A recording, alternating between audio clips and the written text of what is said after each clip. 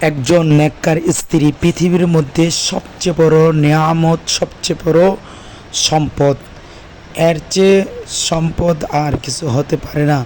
যে ব্যক্তির ঘরের ভিতরে নেককার স্ত্রী থাকে, তার ঘরটা জান্নাতের টুকরা হয়ে যায়, জান্নাতের মতো। আর যে বদকার স্ত্রী যার ভাগ্যে জোটে, তার ঘরটা জাহান্নামের মতো।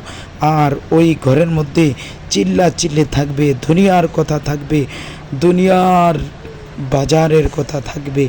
কিন্তু আর যেই ঘরের মধ্যে নেককার স্ত্রী থাকবে, ওই ঘরের মধ্যে কোরআন ও হাদিসের আলোচনা থাকবে, ভালো ভালো কথাগুলো ওখানে থাকবে। এটাই সবচেয়ে পৃথিবীর মধ্যে নিয়ামত। যদি নেককার স্ত্রী হয়, সবচেয়ে ভালো, দুনিয়া আখিরাতও ভালো। আল্লাহ পাক চেষ্টা করার, ভালো হওয়ার তৌফিক দান করুন।